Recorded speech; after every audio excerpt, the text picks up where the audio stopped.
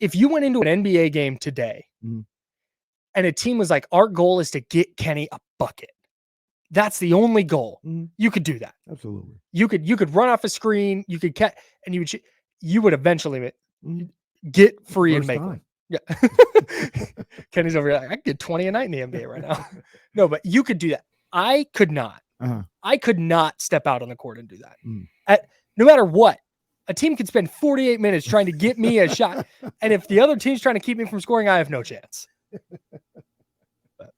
James Ham could get a bucket. James Ham absolutely could get a bucket. We got our main man, ESPN 1320 Kings insider James Ham in the building with us. Real quick, James, you're listening to ESPN 1320 KIFM West Sacramento and Odyssey Station. D'Lo and KC brought to you by the good people over at Sky River Casino.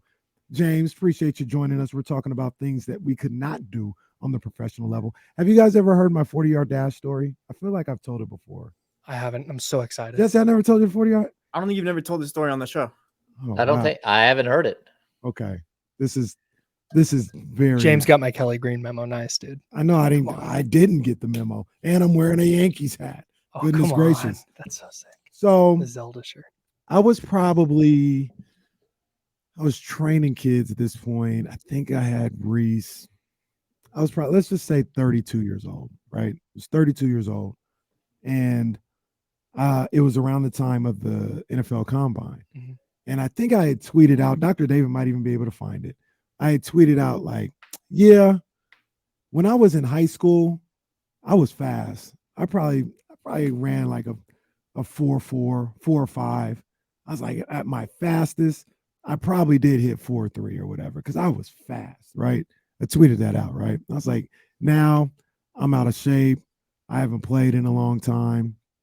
You know, I'm not even super like athletic. Like I'm still athletic, but not tip-top shape. I'll probably run like a 4.5, 4.6 or whatever. Like that was my thought, right? No chance. And I said, so I was like, yeah, that's probably where I'm at. You know, no big deal. So then I was training this kid and we were at a high school and they had a field turf at the football, access to the football field. I told the dad of the kid I was training the story of what was going on.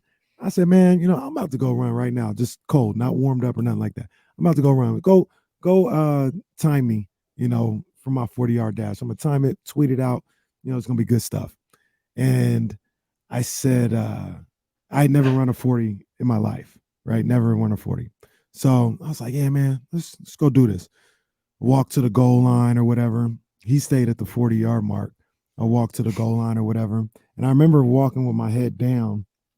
I got to the goal line and I turned around and I picked my head up. And I said, damn, 40 yards is hella far. I said, oh my gosh, they make it look a lot shorter on these combines. This is way over there. I was like, no big deal. No big deal. I got this. It's all good. It's nothing. So get down to my stance and he goes, ready, go. Boom. I take off. I'm boom, boom, I'm going. You know, you start off early with the head down or whatever. I'm thinking I'm moving. I'm like, I'm gone. Now I look up and I'm at the 20-yard line. I'm like, oh my gosh, I got 20 more yards to go. This is crazy. So I book it, boom, boom, boom, boom. Get past him at the 40 and I point at him and he goes, 5.2. I said, oh my, what? No. 5.2. I said, I'm not leaving here so I get under 5.0, man. Come on now. They got offensive linemen that run 4.8 or whatever. Crazy. So the next time I go back there, sprint, and I get 4.9. And I was like, I'm good. I'm out of here. 4.9. I got under 5, but that was it. There's no chance in my prime I ran 4.3. That's different. I mean, that's track speed, bro. Yeah. 4.3 is different. That's different, man. That's different than regular person speed. So I think I've told you guys, like when I was a freshman, I was tiny. Like I was 5 foot tall. I weighed 95 pounds and I just got battered. I played at Nevada Union. I just got absolutely destroyed. And like in junior high, I was always, you know, like the wide receiver, or I played quarterback, but like on flag football teams and stuff, I was wide receiver. But I figured out, like when we got to 8th grade and someone grew and they were 6 foot tall and I was still like 4'10", that I wasn't the fastest kid in school anymore. And like, it took me forever to actually get like a man body. And when I was a junior, I ran a 4.7, but a 4.7 flat. But I also, like, we used to do, like, football's horrible. Like, we used to do something called 1640s, which is grueling, and it's one of the worst drills you can ever do. So basically, you have 4 quarters. You line up for a 40-yard dash. You sprint down. You turn around. You get in a stance. You go back, and you do that 4 times, and then you get a 30-second break, and then you go again, and then you get a minute break for halftime, and you go again, and then you get a 30-second break for the fourth quarter, and you go again. And so you do 1640s within, I don't know, like 3 or 4 minutes. I'm not doing the math in my head right now, but it's like boom, boom, boom. And the rule is you have to be within 0.8 of a second between your fastest time and your slowest time. So what you can't do is dog it the whole time. And every 40 is timed and is written down. And then you get to the end, and I was 0.18 from my fastest time to my slowest time. So while I wasn't the fastest I still had like my speed throughout the whole thing, which was nuts. And it was miserable. Crazy. It sounds miserable. No, it's one of the worst drills I've ever done. It's like have you ever done the drill where you do a 10-yard sprint and then you walk back, and then 20-yard sprint, walk back, 30, 40, 50, 60, and you build all the way up till your 100-yard sprint? That, like, football, like, we did all kinds of crazy things. So like when like Nevada Union in the heyday, when I was at Nevada Union, we were really, really good at football. And it was nothing but a bunch of 5'10" dudes who just ran and ran and ran and ran and ran. You got to the third quarter, we're at elevation, 2,800 feet of elevation.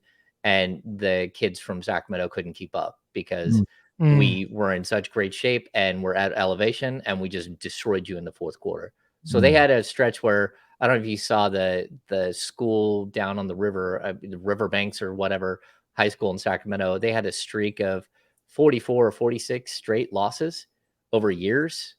And they broke it last night. They actually won. We had a stretch of 59 consecutive wins at home in Grass Valley, which is like 12 years almost. That's like 15 wild. years or something. That's so many games. Jeez. And you know who beat it? Who ended the streak? Matt Barnes, Del Campo, going over the middle for a touchdown at the end of the game. 6'7" and a bunch of 5'10" dudes. Couldn't do anything about it. Yeah. Man. High school football back in action. Big game tonight. Grant Love it. Oak Ridge, out at Oak Ridge today. So that'll be a good one. James, before we get into like basketball and the Kings and all this other stuff, we spent a lot of the day talking about the 49ers. Obviously, their final preseason game of the preseason tonight against the Chargers. Trey Lance going to be quarterback 3 going into this game and for the foreseeable future. Do you see any problem with, we talked about like the actual fact that he's QB3, and we know how you feel on that one, but do you have any problem with how all this has been handled? Do you think Kyle Shanahan and John Lynch have handled this poorly? Could have handled it in a different way? I don't think so, because I mean, for my money, like, Trey Lance had every opportunity, at least from what I can tell. Like, there were multiple opportunities where he could have outright just won the job. I mean, Jimmy Garoppolo is, you could ask that question of Jimmy G. Like, did they screw up the handling of Jimmy Garoppolo? Maybe. But at the same time, I think with Lance, you're just waiting for the moment where he's better than everybody else.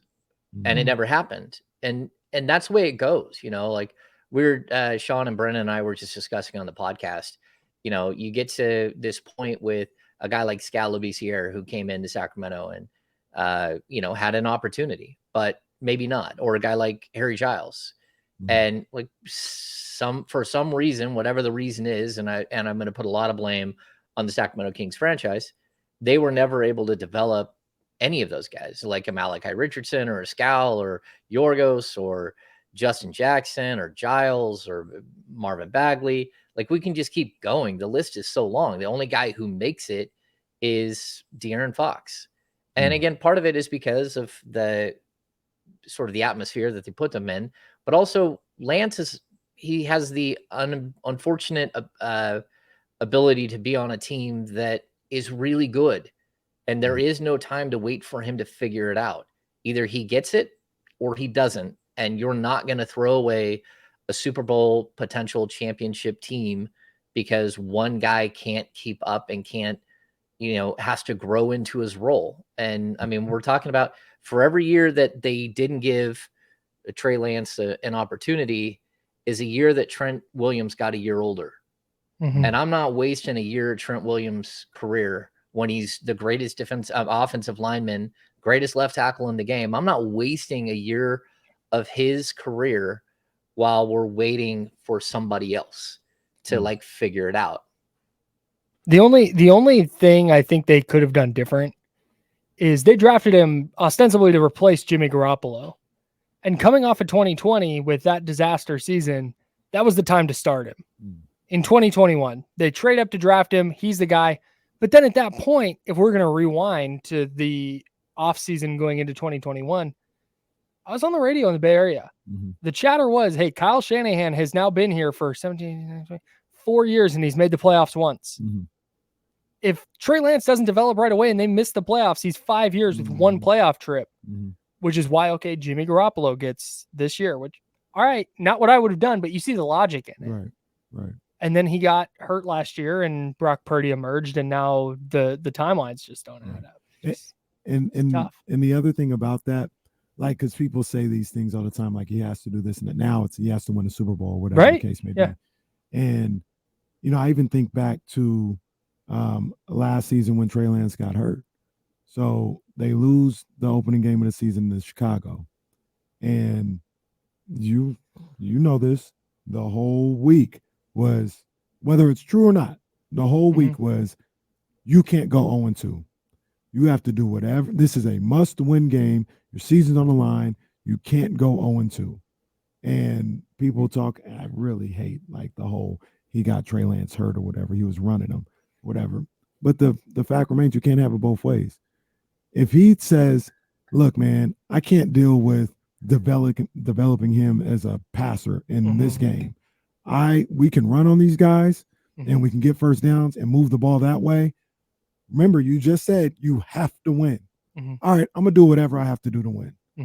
And so this year, Kyle has to win a Super Bowl. Hey, man, no time to develop nobody. I have to win a Super Bowl, right? I'm going to do everything I have to do. You can't have it both ways, is basically what I'm saying. You can't say it's mandatory. And there's, even before Trey Lance, people were saying, Kyle Shanahan, he got to the NFC Championship game 2 years in a row. That's not good enough. He has to win the Super Bowl. All right, no time to develop. I have to win.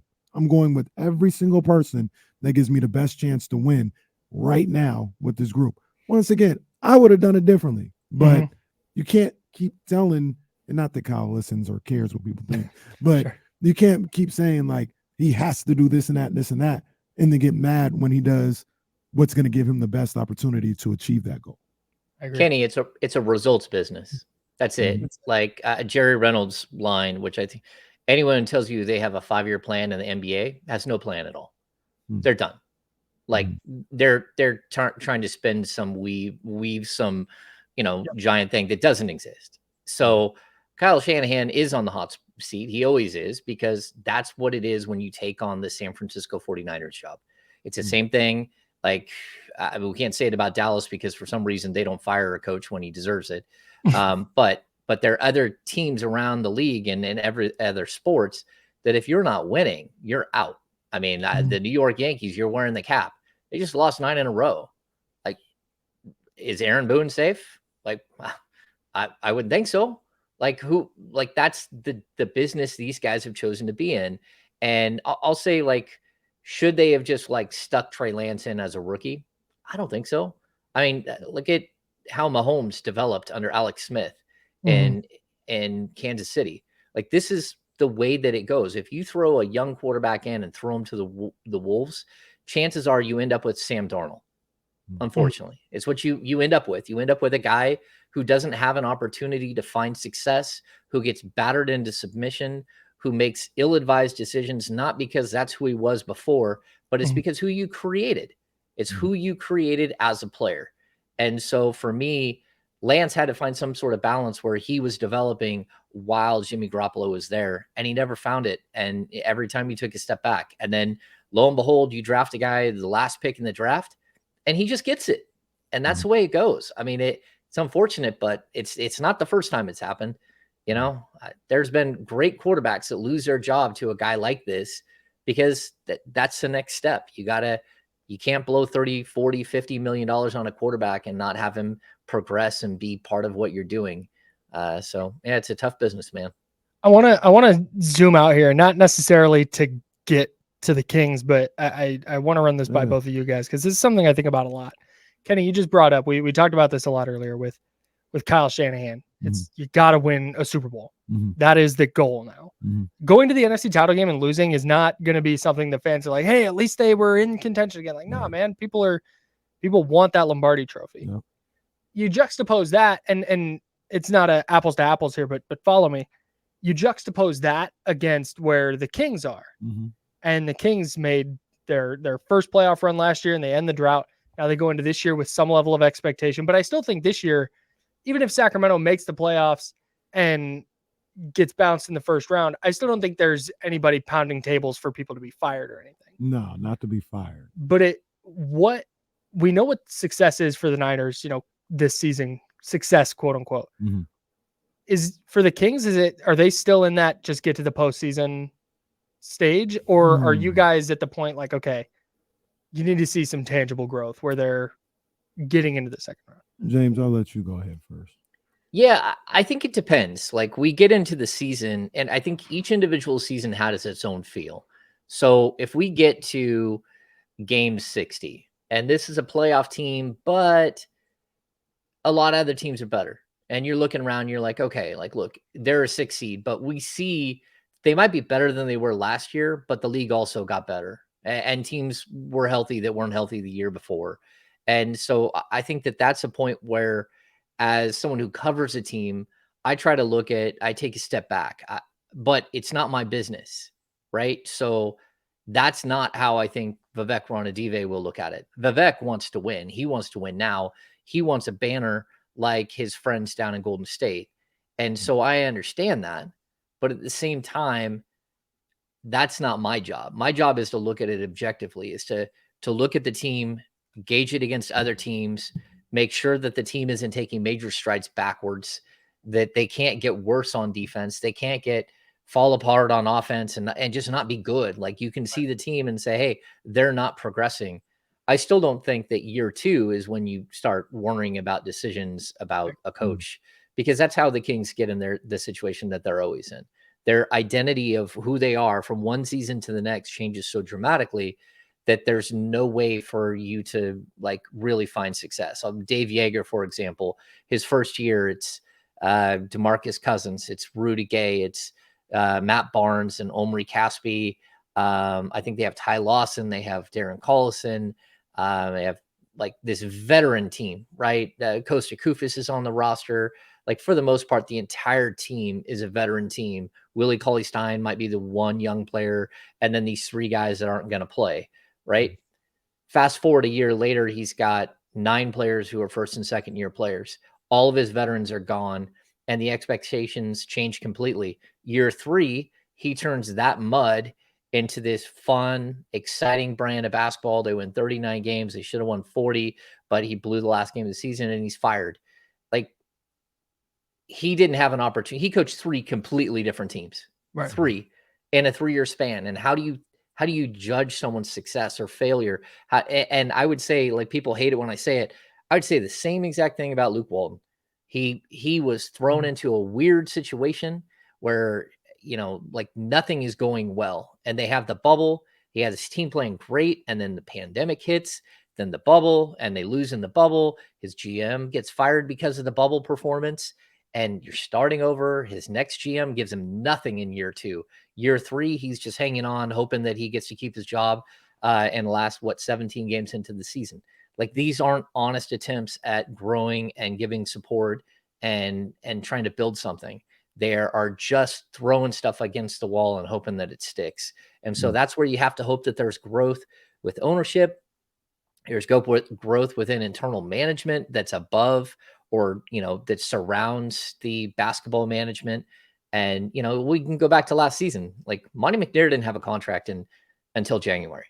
Yeah. Like, if they didn't make the playoffs, there's a good chance he was not being brought back, and we're stuck in the same perpetual cycle again of rebooting a general manager with the same coach. So, like, look, these things are fragile. They are. But I'd like to tell you that, like, it will all just work out, but history tells us that it doesn't. Can't forget the India trip. The India trip, man, I tell you, the Kings got off to an 0-4 start this year, really because of the India trip. I mean, they haven't recovered. The India trip, followed by Marvin Bagley breaking his thumb in the final 3 minutes of the fourth quarter in the first game of the season in Phoenix. De'Aaron Fox rolling his ankle and missing 7 weeks right before game 10 of the season. Like, all of these things do play into a larger, like, what happened. Yeah. No, for sure. Your GM changes hands. Sorry, your GM changes hands. You don't retain Bogdanovich. Everything is like, it's not missing by a mile. It's death by 1,000 cuts. And that's sort of like the mantra in Sacramento. To answer your question, no, you're good. You're good. You're perfectly fine. To answer your question for me, Kyle, I've said this from the day the season ended last year. I think success for me, and I'm a one-man wolf back in this situation, is just getting back to the playoffs. Just getting back to the playoffs. And as a program, as a franchise. A one-man wolf pack is just a wolf. Well, I mean, that's what was my man's name Hangover? Alan. Alan. Alan taught me. Alan said one-man wolf pack.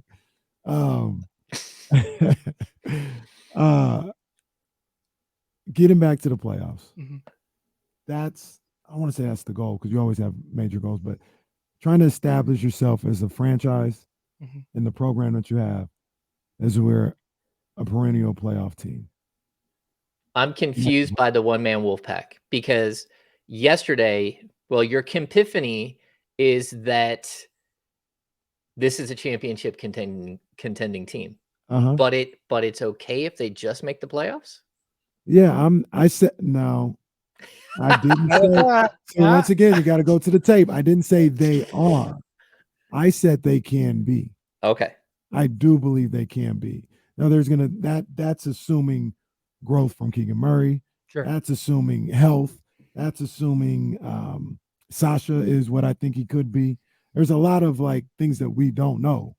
But if they hit, if Sasha is, and that Sasha don't even have to be like an all-star, but if he's what I think he is, just a knockdown shooter, that's a good look. If Keegan goes, makes a leap and goes from 12 points to 15, if Kevin Huerter is more consistent throughout the season and doesn't have months where he shoots 20% from the field or 19% in the playoffs, like if these things happen, I'm not even asking for him to be an all-star. I'm just saying things that I think are relatively normal. I think they have what it takes to be a championship contender. Today, like with what we know, will I say they're a championship contender? They're just outside. I'm not putting them there. Sure. But this is all like micro. In the grand scheme of things, when you talk about growing a franchise and growing a program that's going to be around for 10 years, just making the playoffs in the second year is pretty damn good. And that's where you need to be. I would tend to agree, but I also, James, and I think this is what you were getting at a little bit. If they get into the playoffs via the play-in, or they like just sneak into the 6th seed and like overall the year just isn't as good, and you don't see that growth from Keegan Murray, and Sasha's not what you thought he was, and Kevin Huerter doesn't get more consistent, I think that's where, okay, they made the playoffs. That's nice. But also the arrow is not trending as steeply up. Yeah, yes and no. I'm like there's levels to make it. If they're just firmly the 2 seed and they are in there. Like they are one of the best two or three teams in the West. That to me is, I think, where you probably want to go next. But I'm also looking at this historically when I say this.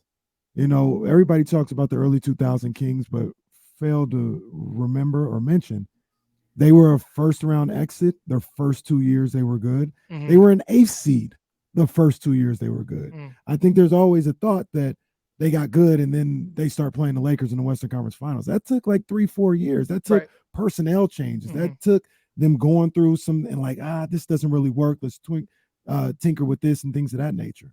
The Warriors, you know this. They beat the Nuggets the first time. They get bounced the first time. Mm-hmm. I think maybe it was a 4-5 matchup. Maybe, with the Clippers. Yeah. So I mean, there was improvement, but they were a 6th seed the year before. They were essentially on the same level again. So that's kind of where I come from with this. Historically, those first 2 years tend to be about the same. If you can reach that same level again the next year, you've established, all right, we're here. We see what works and what doesn't work. Now we make the adjustments to make the jump. And that's kind of what I'm looking for. I'll be 100%. Will I be disappointed if they get bounced in the first round? Absolutely. That'll be sad. Sure. But that's how it goes, right? Like the first year you're excited. Mm-hmm. You maybe bring everybody back the second year and you're thinking maybe you can build on it, and you get bounced in the first round again and you're like, well, clearly something's not working. It's time to start making these tinkers. That's kind of what I look like with this team. So success for me is in the macro. Mm-hmm. In the moment, I'll be upset. Sure. And the macro is making the playoffs again. And then if you get bounced in the first round again, now it's like, all right, we got to start making some changes. This don't work. This don't work. We need to get better here, and here, and there. Yeah, I would say, like, for me too, if they're the 2 seed, the 3 seed, and they get bounced in the first round again, then I have to start changing not personnel with the coaching staff. I need to start changing personnel on the floor. I need to spot what it is that I need to get over the hump, right? And then we start worrying about the other stuff down the road. Mm-hmm. If you're a 6 seed, but it's an honest 6 seed, let's say you have 48 wins again, and you've maintained, but you haven't improved, but you can be a 6 seed at 48 wins. And it's not the 3rd seed you were last year, and you didn't take a step backwards. You just didn't take a massive step forward. And so I would be okay with that, especially if they get bounced in the first round against a really, really good 3rd seed. That's basketball. That's the reality of the situation. Now, if they're trying to inch into the playoffs and they had no major injury throughout the season, and things have just gone really wonky and the league figured them out like magically overnight, then we got to start thinking about, like, how do you change major pieces? And Kenny, you bring up the early 2000 Sacramento Kings. People forget, like, the big move, they traded Jason Williams for Mike Bibby. I mean, it was a huge swing. Mm-hmm. And I think that the Kings, there are those moves that they could make 2 years from now. But if, like what you talked about, Keegan Murray goes from being your 6th best player, which he was this year, to your 3rd or 4th best player, you're a better team. If Sasha Vezenkov walks in and he's good enough to be the 8th man in your rotation, that's all you need. That's still good. That he's better than the 8th man you had in your rotation last year. And I think that that's something that you can point to. So, like, I think that there are really, really strong ways that this team can improve without having some crazy, outlandish, jump from 4 players. That's not what you're looking at. What you're looking at is, can Sasha Vezenkov be better than Chimezie Metu last year? Can he be more solid than Chimezie and Rashawn and whoever? Can Trey Lyles be the same player he was the whole season? Through those like 60 games that you really relied on him, and not just, spot guy. And can Keegan Murray get better than, Kevin Huerter or Malik Monk or Harrison Barnes? Can he move up the ranks? And so now, as opposed to Harrison Barnes maybe being your 3rd best player, you're okay with him being your 4th best player. Or if Malik Monk moves up too, you're okay with, Harrison Barnes not being your 3rd best player, being your 5th best player, and still being the same player, but the players ahead of him now are just better. And that means that overall you're going to have more quality. And so that's where I think that this team can really start to improve, where guys that, can take logical leaps and not extreme leaps just help you become better and make your matchups more effective against your opposition. Yeah. No, I hear you, James. We'll talk more about this. And also in The Athletic, David Aldridge, he had a ranking of every team's offseason, and Kings got a little love. We'll talk about all that. We got James Ham with us, Kyle Madsen in the building. Damn, these guys, when they talk, I listen. It's just great stuff. Need more of it. Anyway, we'll talk about it a little bit more on the other side, Damian Hicks. When I say that, ESPN 1320, Sacramento's #1 sports station. That's crazy. One of my favorite things that you do, Kenny, is you'll do things like stand at the goal line and look at the 40 and be like, that's definitely something. And then you'll go, that's nothing. I'm going to do it. Couldn't back out there, man. Outsized optimism and confidence. I thought Kenny was going to end that story with like, yeah, I ran like a 4.640.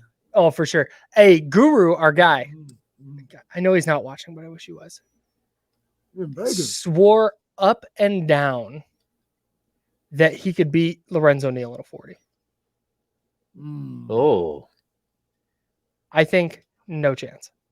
No. He's super confident he could run a 4.5, first of all. No. First of all, no chance. No, I played football with guys who ran a 4.5, and there was like because we see it on the TV, and we see that like, oh, there's 4 sub 4.3 guys and 4.3 guys. We see 4.5 is like, oh, that guy's not moving. Right. Like 4.5 is moving. Yeah, man, there are like 3 guys on my high school team that could run a 4.5. That's it. They were hauling ass. You guys know I feel like I can do anything. I just said I could hit 100. You know what I mean? I could hit. I could do anything, right? There's nobody in sports media that's not like a past professional athlete that can run a 4.5. There's not one person. Yeah. No. There's not one person. No. Because if I can't do it, nobody can. Who do you think wins the faster 40? You or Dame? Damian for sure. Than me. I think Damian for sure. I mean, although how much do I shouldn't say that. I know Damian exercises a lot. How much do you exercise beyond getting shots up? Not much. Because there's an explosiveness element to the 40 of just getting out of the blocks that would probably give him an advantage. So there's also a mental hurdle with me. I got really bad calves, right? So I'm just never going out of third gear. You're cash, bro. You're not running a 40. You're done. Well, that's why but that's the whole thing. That's why, like, to push it to win a race, I'm just afraid to do it. Like, I'm not doing it. Like, if I go from third gear to fourth gear, I'll probably blow a tire. Like, you don't mess with his calves. Yeah. So like, if we raced, I would never try to run as hard as I could. Yeah. Because I'd just be afraid. Sure. Like, so he probably. But Damian works out, but I don't think, like, I don't know what his sports background is. Like, I like, if he's not a runner, or if he's not a sprinter, or he's not somebody who, made the trip from home plate to second base a bunch of times. If he's not an athlete in that way, he's a workout warrior. Like, I don't know. Like, there was a time where I was super fast. Like, when I was young, I was super fast. And even like, I can show flashes, like when I played softball, but not now. Like, my back is just shot at this point. You see the video of Kevin Hart racing the old running back Stephen Ridley? Someone texted it to me. I've not watched it yet. Tore his abdomen or something like that. That's so funny. Oh yeah, that would be my thing. I'm not gonna do something that's gonna make me become a meme. I'm out. I don't care. Yep, you're faster than me. Good job. Like, congrats. Here's $1. I told Here's $1. I told Jesse when we first started the show that I think I could be a defender in soccer. Yeah. Not with those calves. No, I mean, cramp up and they just would die. But honestly, I have so many friends who are really good athletes in high school who didn't go beyond like junior college or anything Mm. in basketball, football, baseball, whatever. And it's like, dude, you should have played soccer. Soccer's where it's at. They wanted me to play soccer when I was. I can see that, dude. high. You got a soccer body type for sure. Yeah, when I was in junior, I got 100%. All I wanted to do was play basketball. I probably should have played basketball with football your feet. too. But the thing with football, I say this all the time. I wasn't afraid of getting hit. Like if somebody wanted to, jack me up or something like that. Like I wasn't really afraid of that. I was afraid of like the leg shots. Like I didn't need no Willis McGahee happening. Like, have you ever been hit wearing a helmet and wearing shoulder pads? No, I'm sure it would hurt. I'm sure it don't feel good. But that's not what scares me. What scares me is breaking my leg. I had a brief experience with it, and I got laid out a couple times. And honestly, when your head isn't on a swivel and you get whacked by an offensive lineman coming down, that never hurt. No. That's true.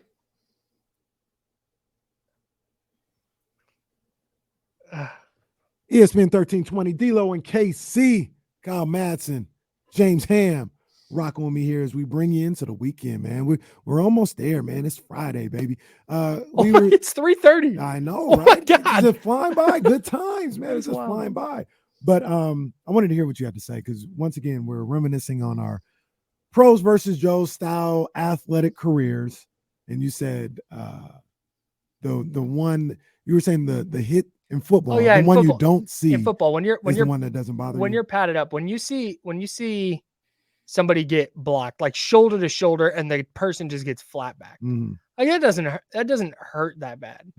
It's the one where it's you and an offensive lineman going at it, and then you just reach out and the running back's helmet like just gets you in the forearm, and then you fall down and everyone falls. Those are the ones. It's like, oh God, that hurt.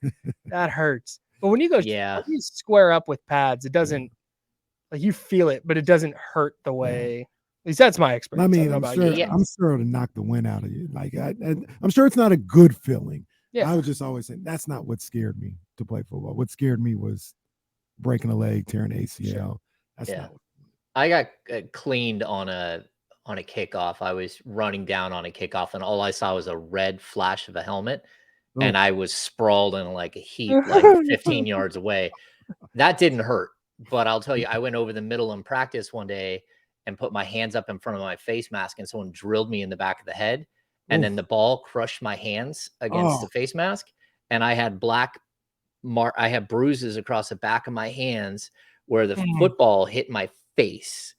It hit my hands against my face mask. That did not feel good. So I'm with Kyle. It's the weird stuff that you don't think about that like hits you hard, and you're like, oh, that was really, really, really unpleasant. Yeah. Football looks like a very fun game. I don't know why they have to try to decapitate you to tackle me. Why not just tackle me? Right? Why not just tackle me? Just wrap up, do whatever. You don't have to try to separate. Because you keep fighting. That's why. And you should be fighting. You're hammering your legs. No, it's a bad idea. They just try to decapitate people. Like, goodness gracious. Yeah. It's wild. Well, where they don't do that is in basketball, unless you're being defended by Draymond Green. And then, all things go at that point. Yeah. For sure. But our Sacramento Kings, we were talking about expectations for the upcoming season. And in the Athletic, David Aldridge, he does this every year. He ranks the off seasons for every team in the league.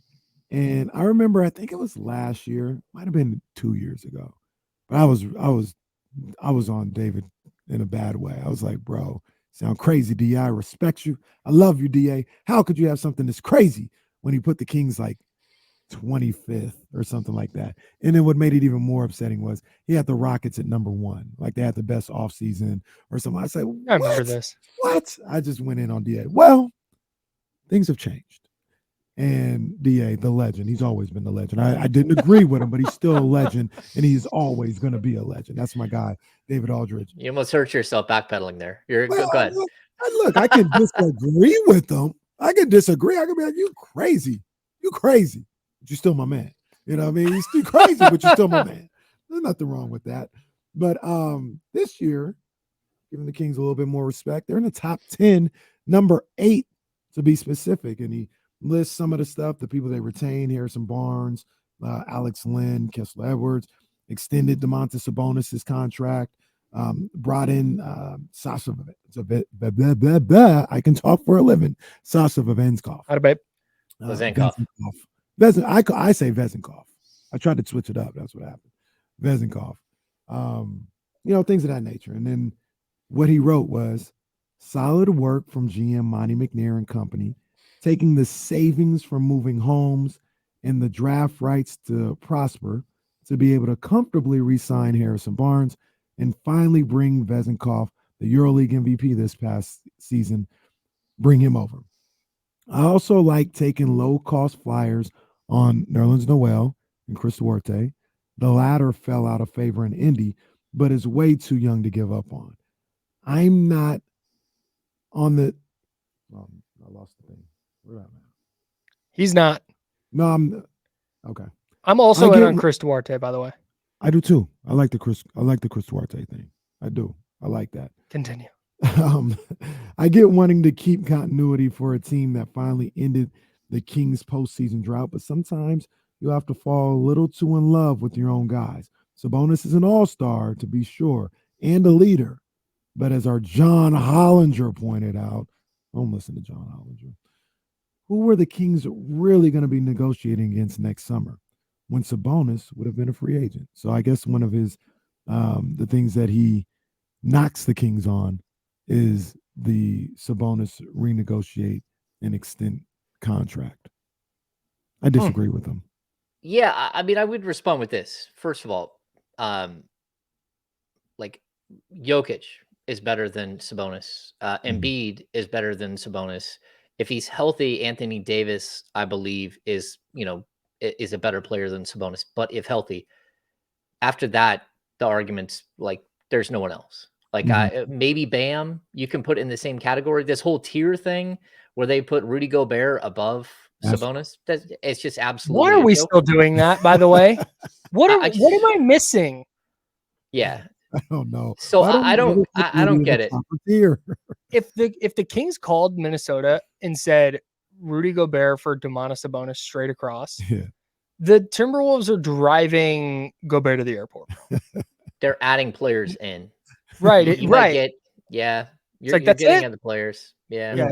Dude. Anyway, sorry. So look, I think David Aldridge is one of the most moderate NBA writers you're going to find. He actually gets it.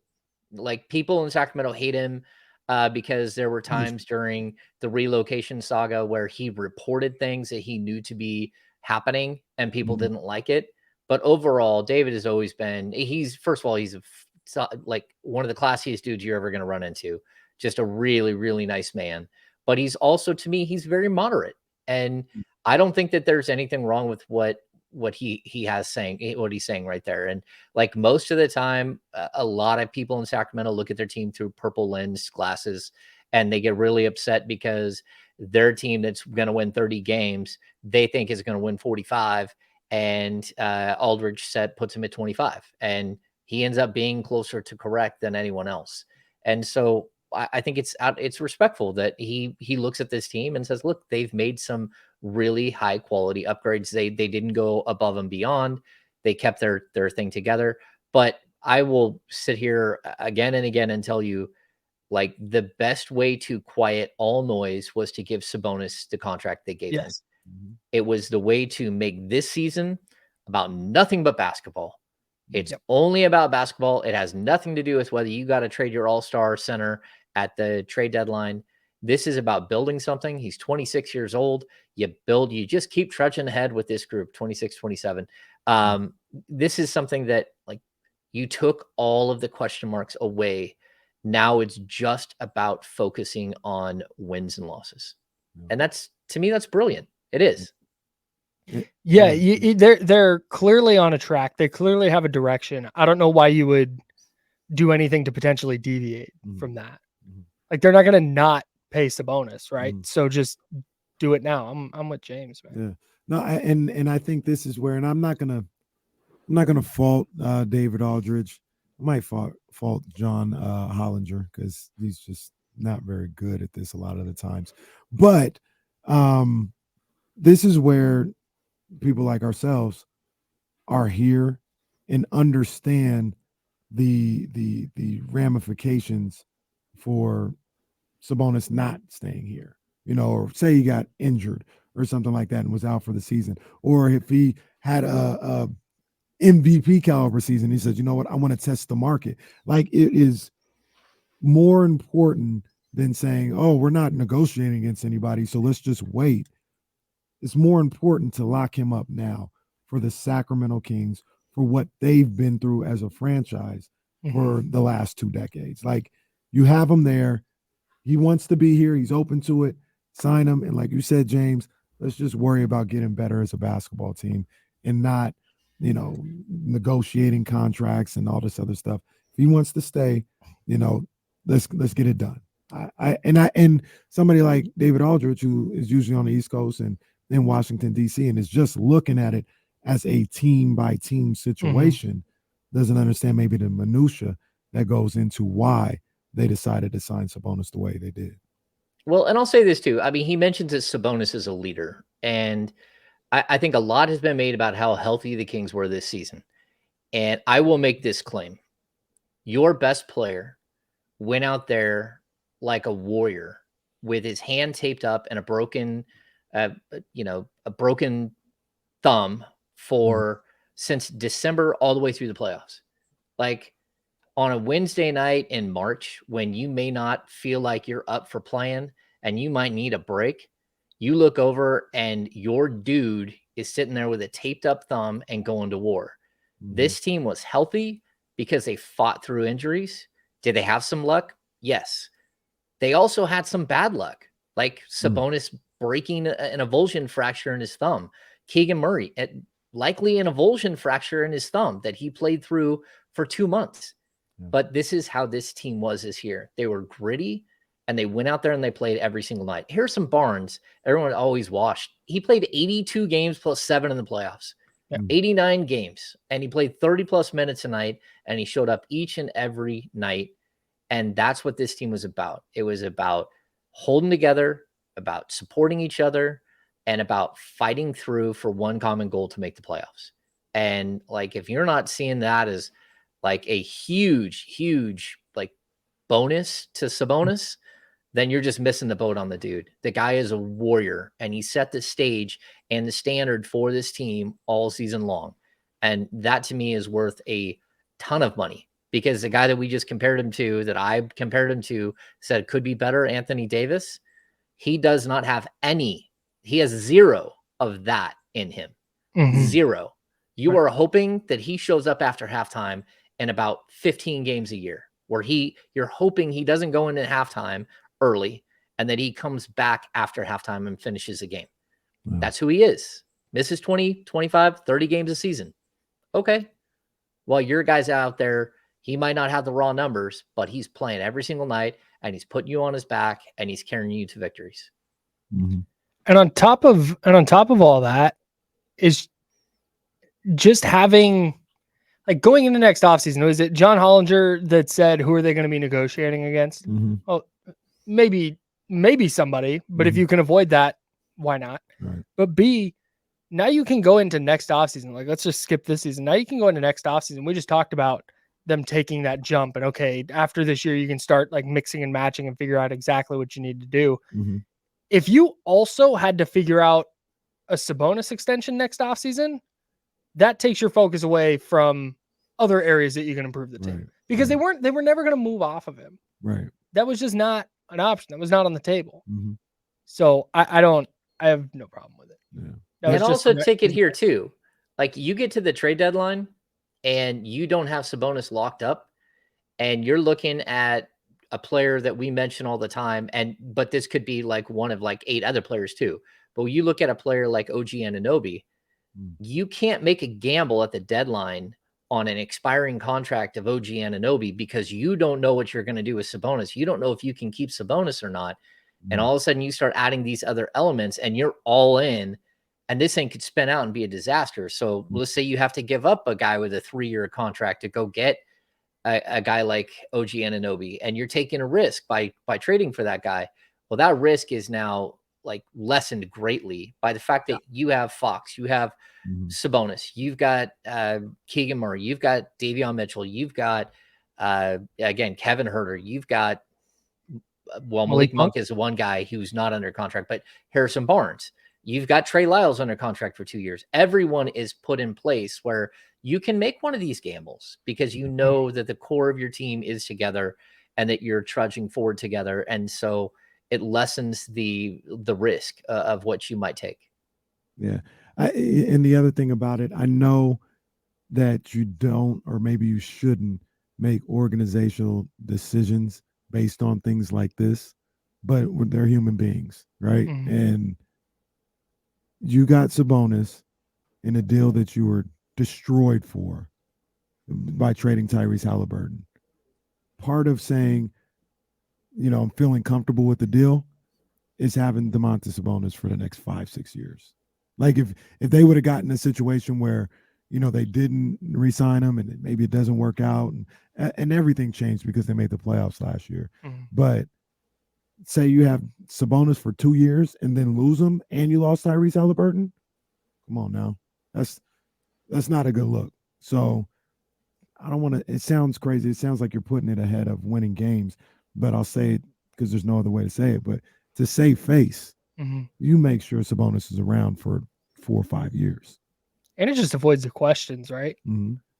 Like it wasn't like James alluded to. If you're getting up near the trade deadline, or even not, it doesn't even have to get to the trade deadline. If you're in November or December, you're trying to focus on getting into that 2 seed or fighting for the top, wherever they're going to go. Yeah.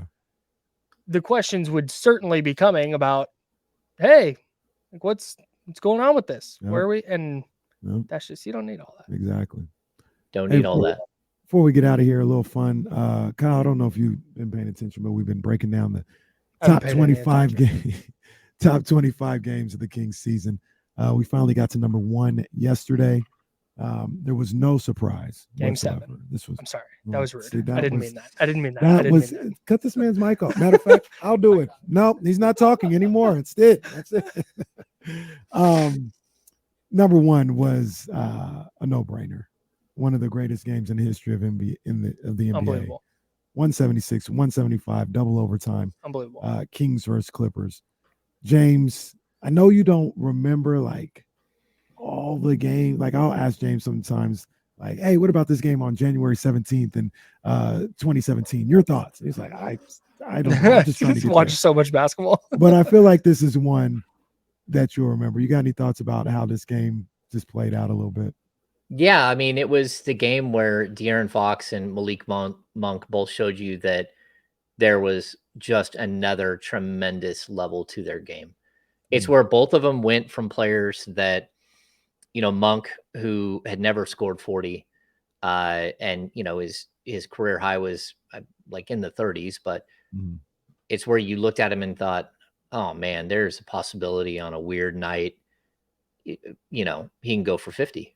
And where you looked at Fox and thought, you might be able to hit 50 3 or 4 times in a season. Like that's where you looked at them differently and you thought, okay, look, this team is for real and they're not going away. And they're going up against one of the teams that everyone says is going to track them down and pass them. And they're going toe to toe, blow for blow, and just showing up. And like the energy, everything was spectacular.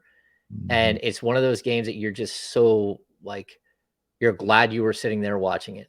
Like it was absolutely off the charts, exciting from start to finish. And it was another one of those games where you said, oh, this team's for real. Yeah. The most impressive part about that to me was, I just went and looked this up because I couldn't remember exactly how many points it was, but Kawhi Leonard hit a jumper to make it an 11-point game with 3 minutes left. Yeah. And at that point, like that's a wrap. 11-point game, 3 minutes. But I think that just the ethos of the Kings is in that last 3 minutes. And that I can't think of anything to say that's not like super cheesy, but just that grit. Like James talked about it earlier with the Sabonis injury and how that was the definition of the Kings last year was that grit and that toughness. And you know what? You think this game's over? It's like, yeah, but there's still time on the clock. And you have the dudes to make that happen, whether it's Sabonis or Fox or Monk or whoever. And they went and did that. They took that game. They had no business winning that game. Right. And they just took it from a good team. Kawhi Leonard played. Yeah. Paul George played. Yeah. Russell Westbrook played. Like they went and took that game. And I think that when you encapsulate the entire game, and I think it's the right choice for number one, because when you whittle the Kings 2022-23 season down to one game, like that's it. Those final 3 minutes were the Kings. And then of course the overtimes and pulling out the win. But, super great game. James, we appreciate you for always tapping in with us. Always good to talk to you, man. And I hope you have a great weekend this weekend. Kyle, appreciate you coming in, rapping with me for 4 hours today. We spent the whole 30 minutes talking about teams that I hate. It was great, James. I don't know if you heard it, but Kenny just went in on some Jesus. It was great. Those damn New York Football Giants. I can't stand them. I swear I can't stand them. So, yeah, man. Appreciate you coming in, Kyle. You got 10 seconds. You want to say anything to John Fisher?